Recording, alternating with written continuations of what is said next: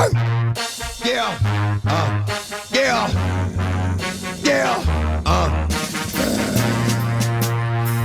gon' give it to you. Fuck, wait for you to get it on your own. X gon' deliver to you. In amongst the memes and the bees and the bees and the memes, I'm often asked to return to Death and Taxes. I'm asked questions of how would you build it now if you were to build it now, and have you tried Blue in Taxes, and what do you think of Sparrow Queller? Bet you'd be a good fuck. Hello boys and girls, my name is Vince, also known as PleasantKenobi on the internet. I'm often touted as the magic content making equivalent of Danny DeVito's portrayal of the Penguin in Tim Burton's film Batman Returns. He is here, the RAMUNAP Excavator, fresh out of Amonkhet, looking to fuck bitches and pressure mana bases, and we're all out of bitches. And yes, I know he's not actually out of Amonkhet, that's the block, he's actually out of Hour of Devastation, or Hour of Dildos, whatever it's called. For those of you that don't know what Death and Taxes is, well, where the fuck have you been for the last 1.5 to 2 years? It's a creature-based aggro deck. The elements of mana denial and disruption are quite famous by now, which allows it to play a minor poison or control role in many of the matchups. It blows up lands, it flickers stuff for value. Say no more, winking at the camera, say no more. But seriously, this is a pretty standard build of the deck, but with the flex slots used to fit in Magus of the Crucible, as some people are calling him, in order to try and maximise the value train. I will link to plenty of videos in the description of the deck below, and at the end of the video as well I'll put up a little playlist with some videos that go into more detail about the card choices, or feel free to drop comments below if you want to ask any questions and I'll answer them as best I can. Today's real question though is whether RAMUNAP Excavator is going to be more of a solid snake or a gaseous balloon animal snake, and there's only one way to find out. You all ready for this?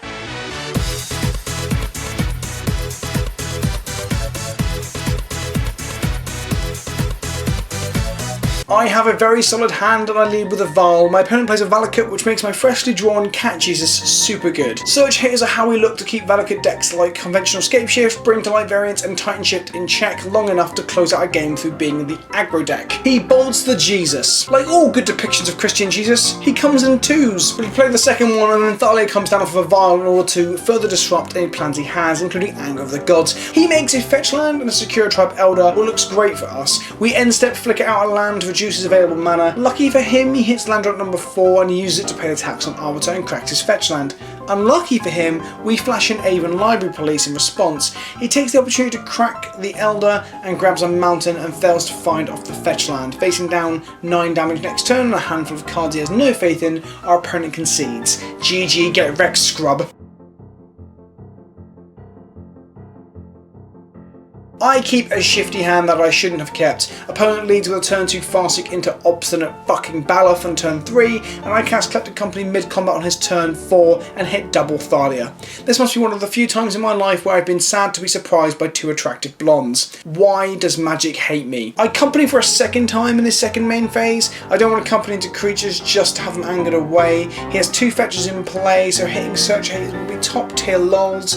Lo and behold, I hit Cat Jesus and his Avon Bird Soldier buddy. Success! I untap and shoot off his Valakut with my Ghost Quarter and finally resolve the X gonna give it to you and attack for 4 and then play the Ghost Quarter out of my bin. Value. Upkeep and I decide to gun off his land again. Once again he pays for the Arbiter tax and then decides to bolt my bird. Not that one. I decided to pull the trigger on the other Ghost Quarter, giving myself a chance of dodging off 4 mana with Thalia tax Anger if he doesn't hit another land drop. However, of course, he finds another land for top and plays it. Shit. Anger with a side order of Salty Bitterness is placed on the stack. I can still compete here if I draw enough lands in a row and he doesn't play Escape Shift or Prime Time. I draw Path to Exile, which helps me to remove his clock, but not the inevitability of death his deck presents. Path in combat for him to summon his pact on his second main phase leads to me having seen enough and conceding. Let's go to game 3.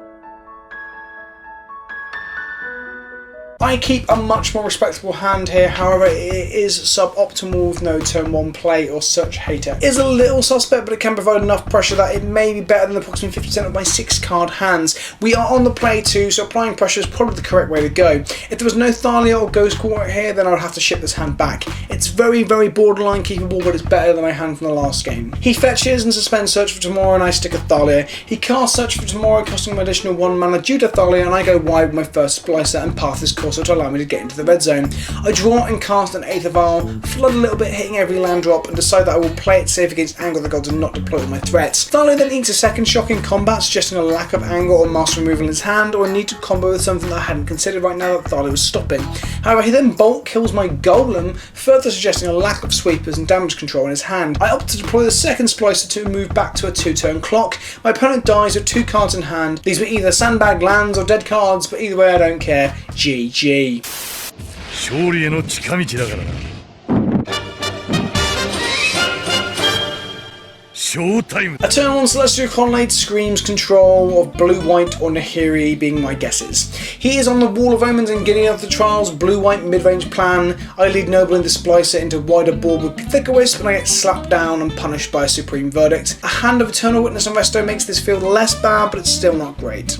I witness back the Blade Splicer whilst my opponent makes land drops and fogs my man land with his Gideon. I make a Splicer on a Thalia and Thalia gets passed. I get smacked upside the head by a Colonnade whilst my team kills Gideon with the Gavney activation. Opponent sticks an Architect of Thought, my favourite Jace of all time because Mind Sculptor is a lame source cuckold. He mini-factor fictions and takes a path to exile. I attack Jace with Eternal Witness only to lure out the path and slam Golem and Splicer into my opponent's face in order to present some lethal damage a turn or 2 later. He takes the Great Bait Mate and passes the Eternal Witness to preserve Jace. I Restoration Angel the E-Way and take Flicker Wisp back from the bin. Value. He bins Jace to do another split and takes Cryptic Command before Blue Man grouping a Verdict back to blow up the world. No, I'm afraid I just blew myself. I then Coco main phase because he is tapped out and I find the Holy Union, Cat Jesus and Solid Snake. I untap the Ghost Quarter him and then replay Ghost Quarter out of my bin for all the value in the West. He Cryptic commands my team to tap them down and I don't attack with my manland because the stops on MTG were set up incorrectly because this is a new computer. That's what we call a punt. I connect for the 4 damage after having my manland spreading seed, which means he's actually be close to death now if I hadn't fucked up. Fun fact, I can kill my own seed with Ghost Quarter here and replay it thanks to the Big Boss himself. And yes, I know Solid Snake and Big Boss are not the same character, but they do share the same genetic code, so fight me IRL, you cunts. He Cryptic taps my team for the second time and I play a Wisp, Ghost Quarter land away and pass to him. He scries off a Temple of Enlightenment and concedes having found nothing off the scry. Even with the punt, the menagerie of sexy creatures and beasts gets us there. Snag.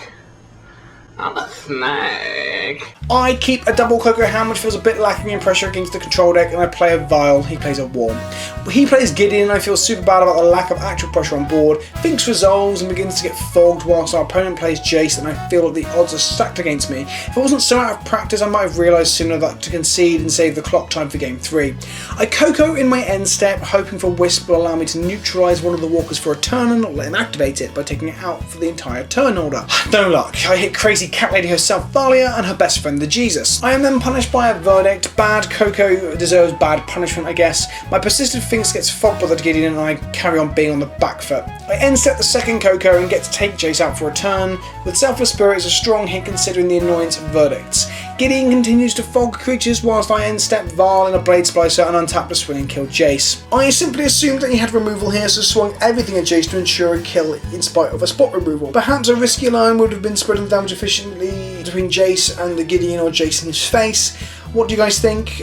Pause the video and let me know below. He has 4 cards in hand at this point and I'm fighting an uphill struggle against the walkers, so I feel that securely killing the card advantage engine is the vital to me getting back into the game. Perhaps I should take the riskier lines when you're behind. Am I right? Let me know. Anyway, onwards! A Stony Science disables my Vial, but it all looks like I have turned a corner. I play Solid Snake, Ghost Quarter my own Tectonic Edge to unlock it from the sea, and then replay Tech Edge out and then Tech Edge my opponent. I feel super technical here and cool like a trapeze artist with the lower body of a snake eating a banana with hands made out of keyboards. I am attacking, but Gideon plus Ward is very strong in terms of damage control. Detention Sphere and deals with my spirit and I am now weak to a Supreme Verdict. I untap and I decide that I have to keep him off Verdict mana. I Tectonic Edge away using the Tectonic Edge out of the bin, his second white source, and I use my Flicker Wisp to flicker out my other Wisp, which returns at end step in order to flicker out his only and second and last white source. He untapped with no white sources in play. At the time I missed the fact that he could Ghost Quarter himself to find a white source, so at this point in time we are praying he doesn't draw or have in hand a second white source and a Verdict, but of course he fucking does. Sadness resolves as he Ghost Quarters himself, plays a white source and then casts Supreme Verdict. The result is a barren playing field and a damp, salty set of eyes for me. Fun fact though, whilst playing this match I was perhaps too confident and at some point stopped to make a cup of tea and let my dog out. This means that my timer is dangerously low at this point where I need to now get a third game win. Magic is really hard. I tried to push out the win with 2 Noble Hierarchs and Aven Mindsense that could get me there, but when I simply forget to cast the Aven and he revs for 5, I die a little bit inside, a little bit of poop comes out and we have to move to game 3. I gotta go fast.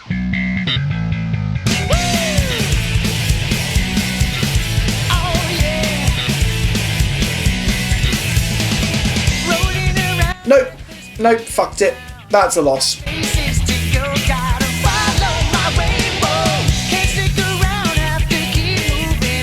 In round 3 I'm tilted and annoyed at myself. If I played faster and tighter I could have taken that match. The positive thing to take away from it though is that I know what I did wrong and I can improve and avoid that in future. Onwards and up. Whoa, whoa, whoa, whoa, whoa, whoa. Is this Merfolk? Fucking hate Merfolk and I fucking hate this matchup. Alongside Elves, this is probably one of the worst matchups for Death and Taxes in the entirety of the format. He leads Curse Catcher and us with Noble. A turn 2 Golem feels strong as the first strike is positioned well in this matchup if he doesn't have the Seas to get the Island Walk. He plays a Lord and doesn't swing. He needs a Spreading Seas here in order to capitalise on the Island Walk. I keep Path up in order to kill a Lord in order to get a decent block and hopefully kill some of his stuff in combat if he goes for the Spreading Seas attack. He eventually casts a Master of Waves and makes 7 elementals, again all pointless with enough first strike in play, so I can keep him back at this point. I keep going wider and he doesn't swing and tries to stick a second Master of Waves. I am forced to path the first one to get rid of the first 7 elementals so I don't end up with 14 elementals that I can't kill. We get a Vials of 3 with a Flicker Wisp in hand to give us yet more Spreading Seas insurance or Master of Waves insurance, but it's only a temporary answer to the Master of Wave. The board gets wider and wider and I begin to use Solid Snake to loop canopies whilst keeping up Flicker Wisp off the Vial. He commits to a turn 9 attack with all of the elementals, which I block the majority of pretty well, and use Flicker Wisp to kill one as well with the ETB effect. Galvany ensures my guys survive while he loses most of his.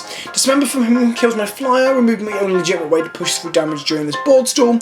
I would play Canopy for the 3rd time from my bin and crack it in his end step after he does nothing with this turn, still kicking up mana for my Restoration Angel in hand. He then concedes, seeing that the game is going long and he's probably seen enough of this circus of value. Kill your cravings at the circus of value! He casts nothing on turn 1 but gut shots my Noble, which is super feel bads with the 1 lander. Luckily my Vial makes it a little bit worth it. I draw a second land, make a Thalia, and proceed to fall hugely behind to Merfolk doing what Merfolk does. Lord into Harbinger bounces my Thalia, meaning that my Engineered Explosive lines up very well with his draw. I can kill both of his 2-drops. However, after deploying he then plays Master of Waves and makes a shitload of fucking tokens. This means that if I were to take the time to detonate EE, I've still got the 4 mana 2/2 and all the tokens to deal with. And I now need to draw a path immediately to not die. Nope, I play a Kitchen Finks and I die, or not play a Finks and die if I don't draw the path on the next turn. I choose to keep the EE up and then blow up his stuff and then die to not drawing the path. Let's go on to game 3. I'm mulligan a 1-lander into colourless 1-lander, and then I'm mulligan that away into Dork with double colourless lands on a 5. This is better than going to a 4 with the Scry, arguably, so I keep it. I hit a 3rd land to be able to drop a Splicer on curve, only to have my only coloured source, Seed. Whilst my opponent has a completely nonsense, untapping McFunhouse redraw.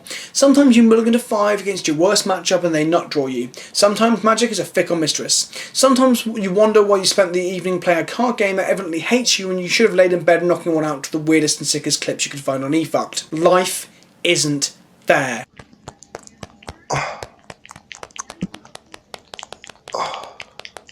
We keep a Vial and Coco, mainly lands hand, which is fine against a grindier opponent, but we are against a blind opponent here in round 4. It's a slow hand that's balanced with aggro and combo, and I probably shouldn't have kept it. Swamp into Raven's Crime screams 8-rack or the possibility of a Fringe Loam deck. And it's 8-rack of some kind, which is fine by me because I think this matchup is favourable for us. We pitch lands to the repeated crimes and empty our hand thanks to Vial dropping a Dork and then Company on turn 4. Smallpox variants have an even worse time against Vial-based D&T decks because our lands are less important and we can often starve them of resources even better than they can starve us thanks to Arbiter and Ghost Quarters. I spin the wheel and find a solitary Eldrazi Displacer, the saddest Displacer in all the multiverse. As we all know, Displacer plays better with friends, but however we can activate him if we draw 1 more land and we have a Vial on 3 next turn, so Blade Spice or Flicker Wisp at the top is actually really strong here. We untap and draw Wisp and love life. The Wisp actually saves our Displacer from our main phase Doomblade from him, which feels super good. He untaps and gets into the red zone, play our 3rd land, and it's time to displace some fucking shit. First of all, we displace his rack in his end step to lessen the clock on our upkeep. We then smack him upside the head and take out one of his lands for a turn to give him minimal chance of playing an out to the situation. We know his hand doesn't have a land or smallpox because he didn't play either of them last turn, so unless he draws something like a Murderous Cut or Dismember or Dark Blast here, he is simply dead to our swing. He untaps, plays a freshly drawn land off the top and concedes. GG Black V.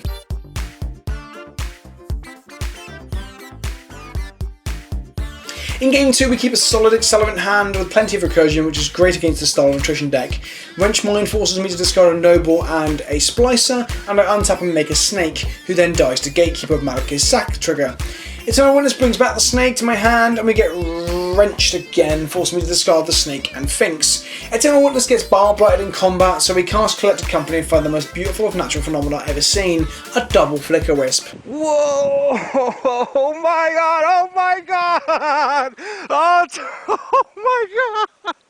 Woo! We wisp our Eternal Witness that is currently getting targeted by a Bile Blight, and then we wisp one of the wisps with the other wisp. At the end of the turn, Eternal Witness comes back and brings Collected Company back to our hand out of the bin, whilst our second wisp then takes Eternal Witness out again, putting him through a sort of revolving door of value that rains down upon all of us. All aboard the value train. The next stop is the Shrine, the patron saint of value. Our warm and fuzzy feeling is bitterly cut short by a second Bar Blight, wrecking our double wisp team. GG, BB. Ewit comes back and picks up one of the Wisp brothers out of the bin. Eternal Witness gets into the battle zone, and then our opponent concedes during his combat as we make a Splicer and a Displacer of the Collected Company. And Eternal Witness here was the MVP. He definitely witnessed me on my journey to the value-centric halls of Valhalla. That's a pun on, or a portmanteau of the word value and Valhalla. Round 5.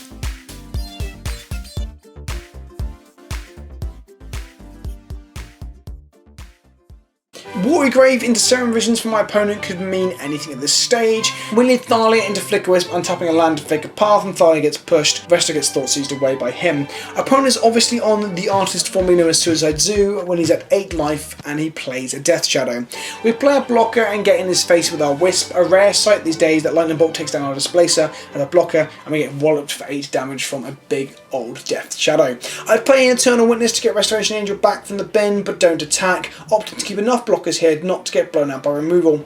Eternal Witness ain't so eternal, and she goes under the huge 1 mana 8/8 bus. I play a Vial and a Noble and keep back 2 blockers. Noble dies to a K command. We discard Snake to the command as he isn't going to be much help here at this stage. I decide to call his bluff and let him attack through. A fetch land finds a basic and our opponent snappy bolts us to death. A rare bolt again these days. I didn't consider the likelihood of Tobias Funke showing up to upset everyone with a flashback bolt.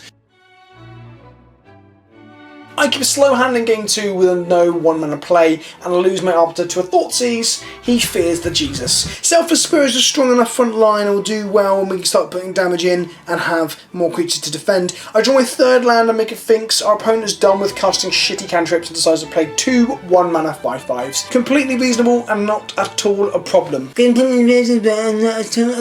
Selfless Spirit continues to selflessly smash the shit out of him. I decide to path on the Death Shadow duo in combat and only take damage from 1. He then bolts my Selfless Spirit, which I sack in response naturally to protect the team. I untap and draw the 5th land needed to Gavany. This presents lethal, possibly, if I were to Gavany onto my Kitchen Finks that's Exalted, but if he has another kill spell in hand, it's a bit of a joke and I don't really get there, so I go for the safer line of hitting him down to 1 life and keeping the Collected Company up.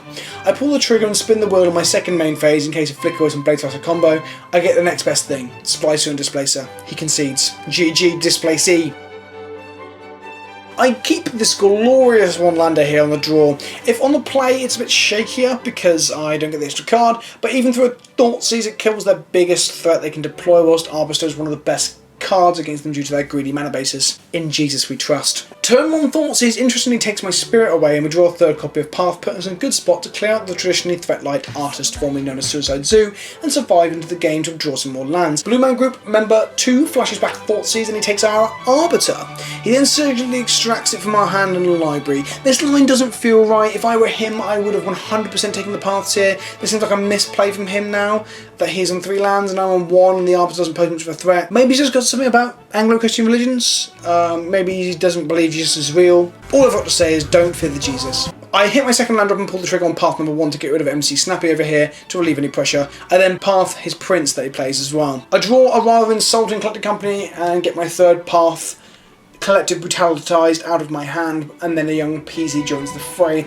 Now I'm scared. This doesn't look great. A Thoughtseize takes my Splicer, and he makes an Elemental off of the Thoughtseize as well. This caused a little bit of poop to come out. We are now through the 5p territory into the domain of what I call I am losing, and I might have just literally shit all over myself and it's warm and wet. This is not fun. I continue to struggle as he resolves young Peasy number 2. Fuck me sideways. I use Aven Mind Sensor to ambush a Peasy like a bloody ambush viper and try to wrestle back some semblance of a game. Thinks is an ample roadblock for the time being as he hardcasts a Street Wraith. This might be the first time I've ever seen the artist formerly known as Suicide Zoo actually resolve one as a creature against me ever. I resolve another blocker in Displace and he wipes it all away with an Anger of the Gods. Like wiping a messy bottom, the only crusty piece of turd left is this little shit. GG, Wraithy. I keep mana up for Blessed Alliance to kill the Wraith, but he keeps playing around the known information that he knows from his hand disruption. He doesn't swing, and then just plays another 9/9 for 1 black mana. In the words of Mahatma Gandhi, that seems completely fucking fair. I concede that I am just dead to Snappy Anger at this point, but I need to maximise the strength of this Coco to get there. I main phase 2 the company and get Splicer plus Flicker Wisp, the dynamic duo, like Batman and Robin, but with less problematic sexual undertones and morally questionable decisions. He's a fucking child, Bruce. Behave yourself. He draws a card, thinks for a moment, and concedes in the face of a bunch of golems. Golems that begin with G. So all that's left to say is GG, GG. Get wrecked! So, in short, Solid Snake was alright in my small amount of testing and quite good in places alongside Horizon Canopy. He creates a great engine with the Canopy and Ghost Quarter. That's probably good in longer, grindier games, but not so good against aggro and combo per se. I can see him becoming a staple in certain metagames, then against Tron and Greedy Death Shadow decks. But I don't think that this is the best shell for him. Adding neither Reliquary and some fetch lands might push the Snake over the edge into the realms of face-meltingly good, so he might be better in a green-white company, a sort of Maverick style build, not necessarily Death and Taxes with the Arbiter. I think I'll try that sometime soon on the channel. Any tips, tricks, ideas, criticism, love or questions, please drop them below and I will look forward to getting back to you. I love engaging with you guys. I try to answer all the comments in these videos, so hit me up with your thoughts. Don't forget to subscribe and hit that bell button for email notifications. Like the videos, it helps me massively in getting noticed. Let's grow the channel and give the Magic community what they want. Copious amounts of penis and sex related jokes. Share the video with your Magic related friends and that girl you just matched with on Tinder. If she doesn't like the video then she's not a keeper, so just sack it off and tell her to go fuck herself. Don't forget to come and follow the Facebook page and get involved with the community growing over there. Link in the description below. And until next week, remember, no glove, no love. Use a plastic wrap to avoid Lindsay Lohan's 1998 star vehicle and Disney comedy Parent Trap.